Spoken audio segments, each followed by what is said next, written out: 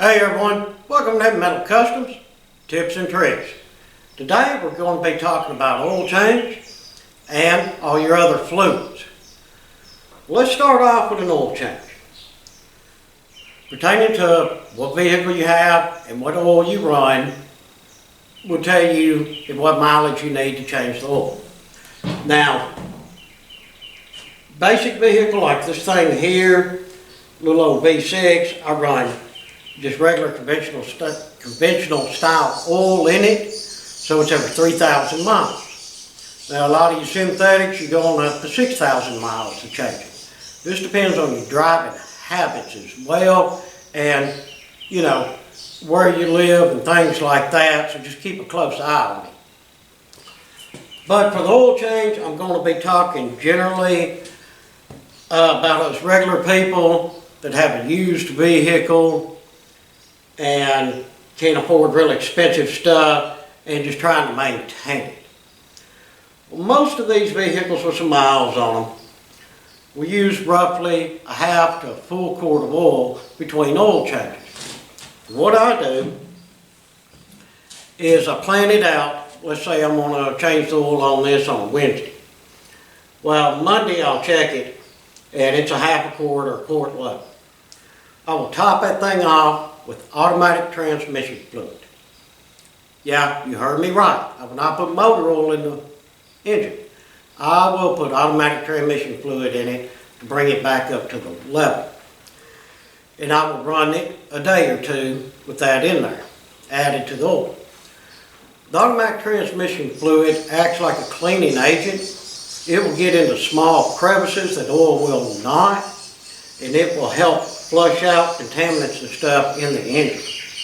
I've done this forever and always had good luck with it. And then when it comes time for the oil change, make sure your engine is hot. And have all your stuff ready. Have your pair of gloves, because when you take an oil plug out, you're going to get that hot oil on you. So protect yourself and play it safe. Now the way I do it, I take the oil fill cap off, then I raise the vehicle up, take the drain plug out using a good pan, try not to make a mess, and take my oil filter off using another pan, and I just let them drain. Go have you a coffee and a cigarette break or whatever it is you do, and just let it do its thing. And then come back, put your plug in your oil pan, make sure it seals good and don't over tighten it, and use the proper size wrench for it. And then your oil filter. Make sure you buy a decent oil filter. And of course, a lot of this depends on your money and depends on the vehicle. This one right here and our other average everyday drivers, I'll just buy the basic store brand. They may have STP on sale or O'Reilly's, or one of them guys have their brand of oil filter, and they're all fine. Now me personally, I would not use a Fram oil filter, and we won't get into that. I've been got into that too many times, even with a representative from Fram, but we're not going there. But that's just me. I don't use them. I don't want them on any of my vehicles. So pick you out a good oil filter pertaining to your vehicle and your pocketbook. Like say this, I'll just get the average whatever's on sale. Now when I change the oil in my 03 GT, I only use a K&N oil filter, and I only use Mobil 1 full synthetic in that motor. But I have a lot of money tied up in that car and that engine, and that motor actually calls for synthetic. But like I say, back to the normal vehicle, for us that are financially challenged, I just throw regular oil in this thing. Like I say, whatever's on sale. A lot of times it's the store brand, and it's good oil. So you got your plug in, you're ready to put your oil filter on, you done chose it. Now, don't put that oil filter on there dry. For one, take your little oil, there's going to be some spilled oil somewhere, and make sure you rub that rubber O-ring on there. And make sure you look on the engine where you took that oil filter off, and that old O-ring is not stuck on there. I've seen that happen a million times. So just take you a second, pay attention. Now, pertaining to your vehicle, I want you to open up a quart of oil, fill up that filter. Now, if it's a basic General Motors small block, the filter goes straight up. You can pretty much get them full. Pour a little in it, let it air bubble out. It takes a few minutes. But it's better to start when the filter is full. Like I say, small block Chevy works out perfect because the filter goes straight up. But you take something like this here, it goes at a 45. So, I can only get the oil filter half full. But pertaining to your vehicle and how the filter goes on and off, fill up the filter as much as you can before you put it on. And a good snug hand tight. Do not use a filter wrench and start cramming that thing on there. Because actually an oil filter will tighten up as you drive. It happens. It's just the way it works. So just good hand tight snug and you're ready to roll. Drop the vehicle and fill it up with your choice of oil. Once that's done and you got the proper amount in it, start it. Watch your oil pressure gauge come up. Hopefully you got a gauge, not a light. If you have a light, make sure the oil light goes off. And while she's sitting there running a little bit, just look, see if you got a leak. You can get a bad filter. The drain plug didn't go back in correctly, or it had a bad washer on it. Better safe than sorry. Let's sit there and run a few minutes and just check it, make sure you don't have no leaks, shut the vehicle back off, wait a few minutes, recheck your oil level, and adjust as needed. Alright, so that's got your oil change done. You got that, you done a good job, you don't have no issues. Now, for the rest of the fluids in the vehicle. A lot of people just don't think to check them, which in my opinion is part of a tune-up. You're doing a tune-up, check your fluids. But this here, since we just changed the oil, we want to go through everything and check it all. Okay, you go down here, you have power steering fluid. On this car, it's down here on top of the pump. Some of them have a reservoir off to the side. Just check your particular vehicle and see where it is and check it. Now, power steering fluid, I know a lot of people use automatic transmission fluid in the power steering, and I got nothing against that. But power steering fluid itself, if it's new and it's proper fluid, it's more or less clear. So if you check it and it looks red, well, somebody put automatic transmission fluid in there. And like I say, that's not necessarily a bad thing, but I'm just trying to tell you what to look for. But if it's regular power steering fluid and it looks brown, sort of muddy looking or something like that, then that fluid has run its course. You need to change that. And now me, when I'll change out, let's say power steering fluid, if I put a pump on this or a rack and pinion on it, flush out all the fluid, I'll put a good quality power steering fluid back in it, and then I'll use an additive. Me personally, I like Royal Purple. It's a good additive for the power steering, but choose whatever you like. And a lot of these little additives, they really do help. They really do help out a whole lot. And just make sure that that's topped off and full. And yeah, back to the oil change. You got something that's high mileage, like this thing, like pretty much everything I own. I'll do the oil and filter, and like this one holds 5 quarts. I'll do 4 quarts of my General Oil, and then I'll use a quart of Lucas Oil Stabilizer. Really believe in that stuff, and it's done me good for many, many years. Alright, but back to the other fluid. Okay, that's our power steering fluid. We checked it, and we adjusted it as needed. It can still look good. Maybe we added a little bit. And if you add a little bit, always check for leaks, because fluid's got to go somewhere. And then your brake fluid. Yeah, this one's really important. Brakes are a good thing to have, and a good thing when they work correctly. This little cap just comes off. Check your brake fluid. Now, brake fluid is clear. So again, you get in there, and it looks like rusty or muddy water, then that brake fluid has expired. Brake fluid.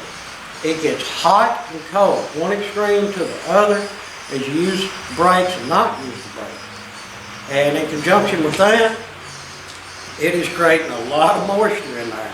That's why people have brake problems. Moisture gets in there, it corrodes your calipers, your wheel cylinders, your master cylinder, your ABS system, whatever pertaining to your vehicle. So, I mean, changing your brake fluid is no big deal on a basic vehicle, such as this right here, an older model.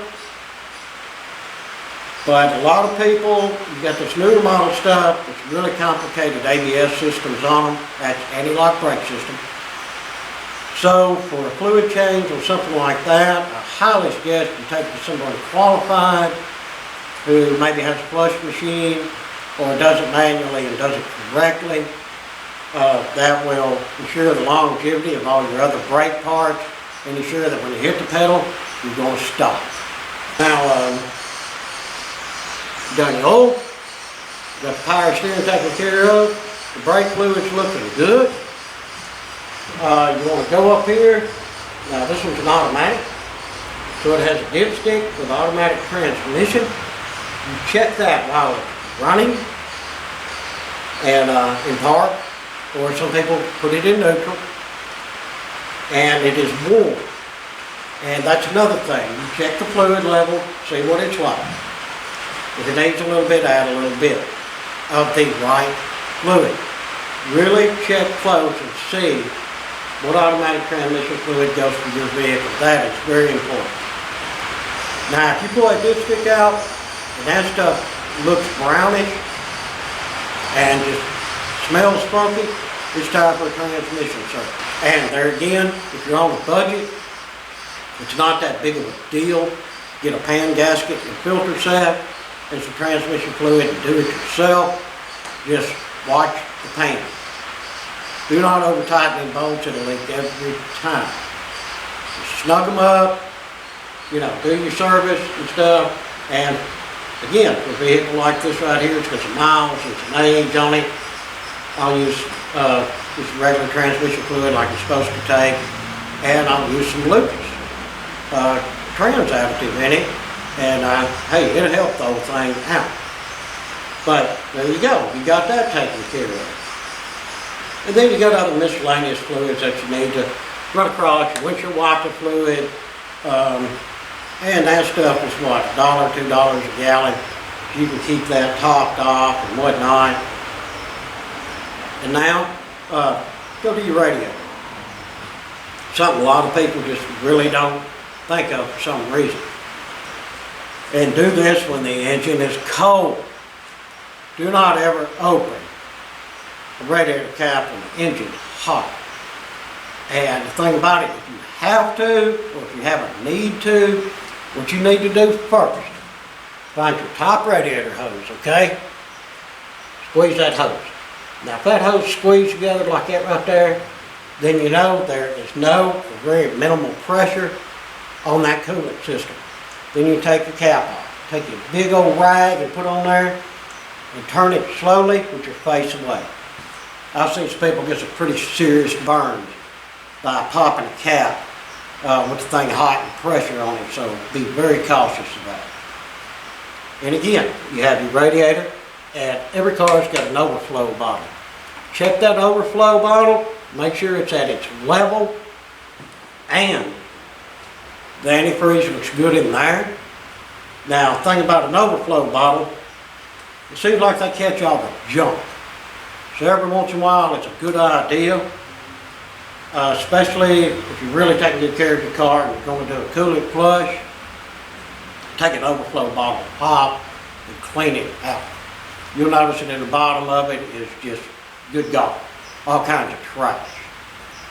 But you can get them little checkers for your antifreeze. It puts down in there, you squeeze and it shows, you know, however many bubbles rise up in the antifreeze to tell you the strength of it. And there again, if the antifreeze is weak or if it just looks like crap, drain it. No big deal. Go get you some new, do you a 50-50 mix. My opinion, don't buy that pre-mixed antifreeze. That's a ripoff. Get the full strength antifreeze and mix it yourself. Much more economical. Just make sure you get it topped off good and you follow the procedure on your vehicle for burping the air out of the system. That is of utmost importance when doing that. We've got pretty much everything covered underneath the hood. You've done your tune-up in the previous video and you've done a good job. This video, you went through all the fluids, you've done what you needed to do. Now what you're going to do is raise the vehicle up, and if it's a standard shift transmission, you will notice somewhere on the transmission pertaining to your vehicle that there is a fill plug and a drain plug. We'll pop that fill plug out and that fluid should be there. You should be able to reach your pinky in that plug and touch the fluid. And there again, smell it. See what it's like. Does it smell burnt? Does it look like crap? Well, this is a good opportunity and another low-cost thing you can do to save that old transmission. Drain that old fluid and fill her back up with some new stuff. And transmissions are specific. With your standard shift, make sure that you're putting in the correct fluid. And if you can afford it, put in a better fluid than what it costs for. Like, there again, I'm 03. My transmission is a 3650 5-speed. Works great. But ever since I got that transmission at, what was it, 36,000 miles the thing had on it, I drained it, and I've always run Royal Purple in it. And I really believe in Royal Purple products, as well as some others, but Royal Purple's always been my favorite. So top that thing off with some Royal Purple if you can, and you'll see a difference and it'll work a lot better. Same way with the rear end. You have a rear-wheel drive car, you need to check that fluid. There will be a plug. Just look it up on the internet and find where yours is. Take the plug out. You stick your pinky in the hole and you touch the fluid. If fluid comes out when you take the plug out, the rear end has too much fluid in it. Common misconception is you fill it up till it starts running out and you put the plug in on quick. No. Your rear end fluid should be roughly 1/4 inch below that fill hole. And there again, if it looks like crap and stuff, change it out. And like I say, I use the Royal Purple. But in in something like this here, I wouldn't Royal Purple this rear end. This is not going to be driving this thing fast or, you know, taking it drifting or anything. But just put you a good conventional style low cost in there, and it will help. It'll save them bearings, it'll save them seals, it'll save them gears. That's real expensive stuff that's going to cost you out in the future. You get all your fluids taken care of and everything, so you're really in good shape on that. Let's throw this in right quick before we wrap it up. Belt. Whether it be a V belt, which is on your older model vehicles, or a serpentine belt. Check that belt. All you got to do is grab it and twist it. You will see little cracks in that belt if it's bad. And it'll be like really super shiny too. Serpentine belts are not big cost item, and depending on your vehicle, the majority of them are pretty easy to put on. Some of them are a total headache. Like I say, check and see before you get into it. Vehicles only have one serpentine belt that runs everything. And if you're changing your serpentine belt, while you have that belt on, every pulley on that motor, I want you to spin it by hand. I want you to listen. I want you to wiggle it. If it has some play in it, or when you spin it, it's got a growling noise on it, that means that a bearing's bad. Whether it be your alternator, your water pump, power steering, this is an idler pulley or your tensioner pulley. Check them real close because they can save you a breakdown on down the road. And guys, there you have it. I know I've done nothing but talk in these videos, but the majority of them will be this way. But I mean, this is tips and tricks. This is stuff that I just need to tell y'all and share with y'all in hopes that it helps you. And I know there's going to be some out there that are doubting what I say, or want to throw down some bad comments. Save your bad comments for somebody else and not productive. Thing is, I've been doing this all my life. I've fixed every kind of vehicle you can think of, and God knows I've run into every odd problem that has come across the board, that's for sure. And yet, I've been ASE certified in several different aspects of automotive repair.